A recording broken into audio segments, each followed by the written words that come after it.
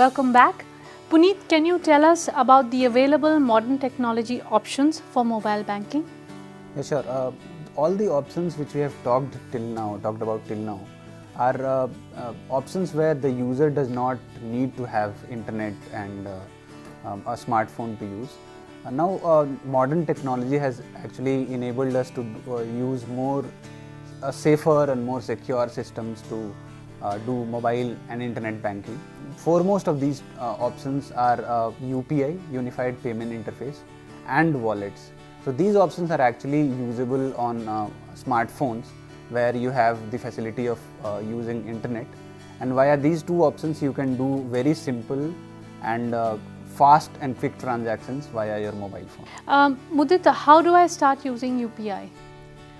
UPI, or the Unified Payment Interface, is very simple to use for anybody with a bank account and a smartphone enabled with a data connection. The UPI system was designed on three pillars of ease of use, interoperability across banks and accounts, and safety and security. So all you need to do to start using an UPI is to download an app. It can be an app from any bank. For the first time, put your details, your bank account and your bank name and so on details. Get registered and get an MPIN which protects your information. Once you have this app, you create what is called a virtual payment address, which is your address. It's like an email or a mobile number, which is used to identify you and your accounts. And as soon as you have the information of somebody else, you can start sending money or collecting money. And UPI makes it very simple to transact across all kinds of banks and accounts. Okay, how is UPI different from internet banking?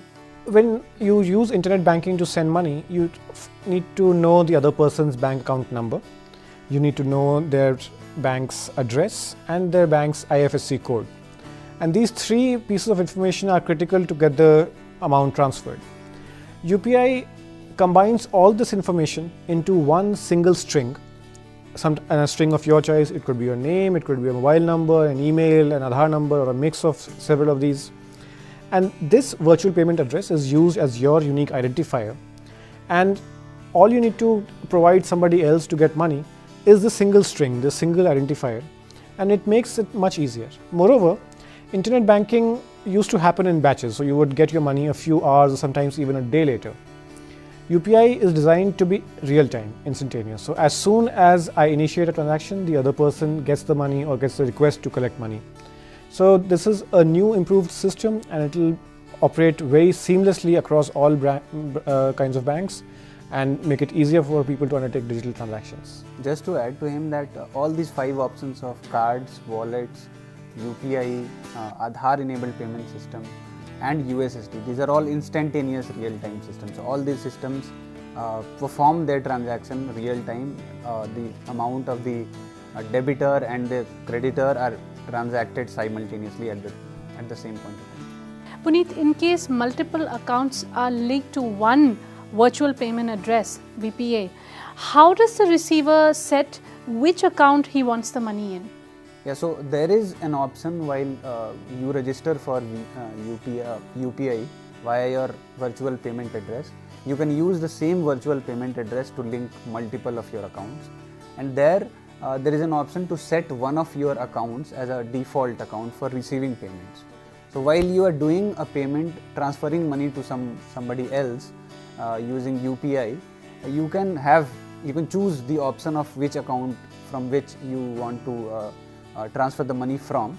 But while receiving payments, you can just have a default account which can be changed later as well to receive payments. So there is no problem linking various accounts with one VPA.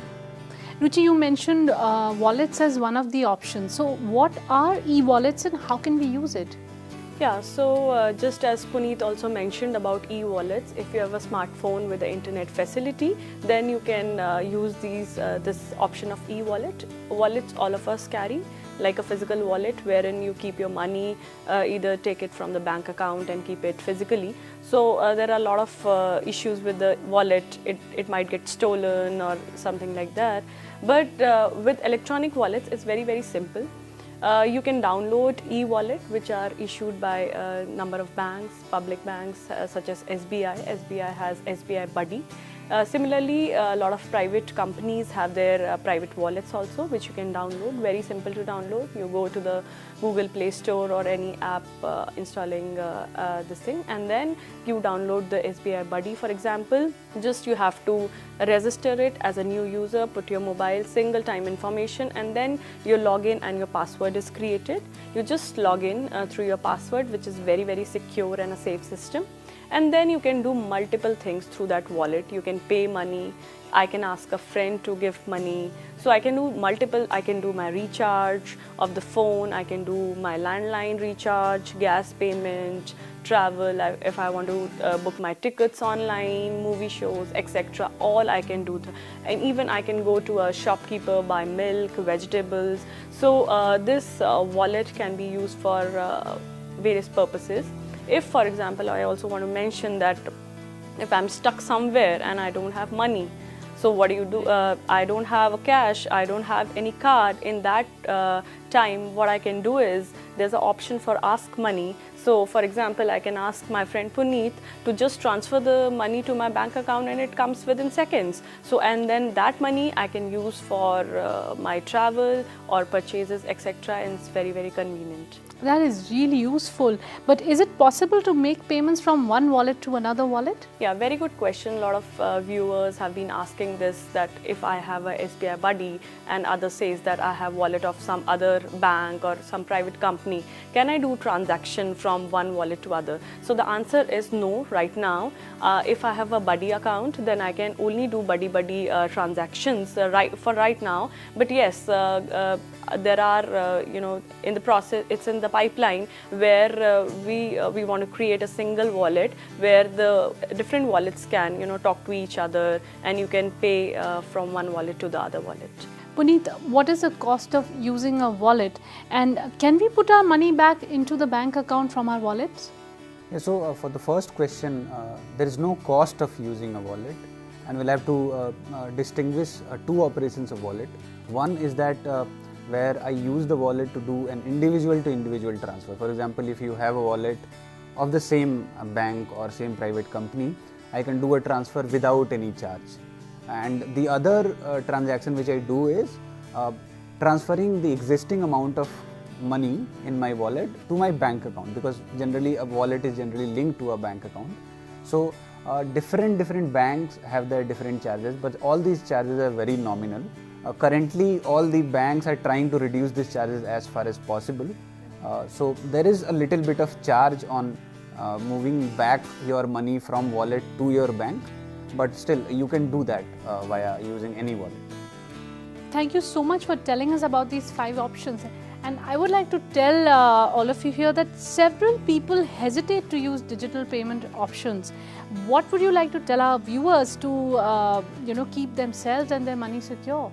As we understand, all these 5 options are public payment systems. So they are used by normal public, and all these payment systems are actually vetted by RBI for security standards. There are international security standards set in place for all these payment systems. They have to comply international standards, they have to comply with our Payment and Settlement Act, which is there in place. So all these systems are very robust and safe and secure without multiple testing of their different aspects of security. For example, privacy of your bank account, and two-factor authentication, which is also there in place for all these kind of payments, where you are asked for 2 different kinds of authentications before the transaction is completed.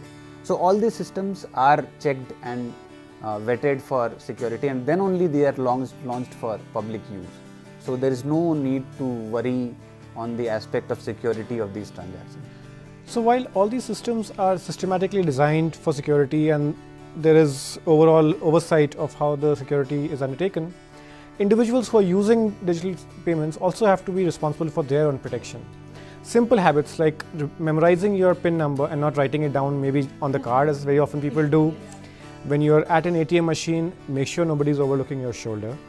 When you're putting the PIN on a POS machine at a merchant, make sure nobody can read what numbers you're punching in. So basic security measures, just like how you would protect other kinds of wealth, other kinds of cash, be just as mindful of the security of your digital transactions.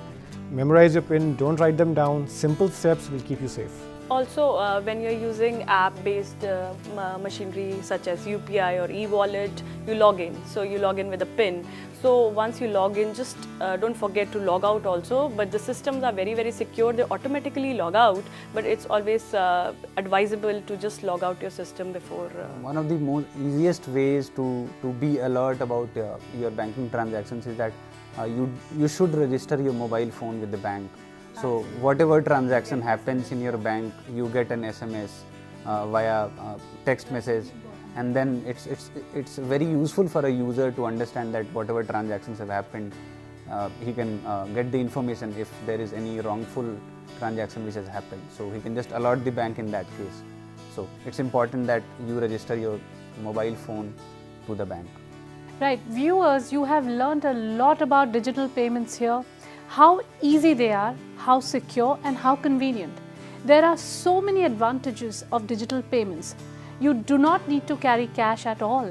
We are sure that you will make use of these 5 easy ways and help to make India a cashless nation and help to do away with black money and corruption too. Thank you Mudit Narayan, Puneet Shukla and Ruchi Gupta for coming to our studios today. We shall meet again with new answers to new questions on digital payments. Jai Hind.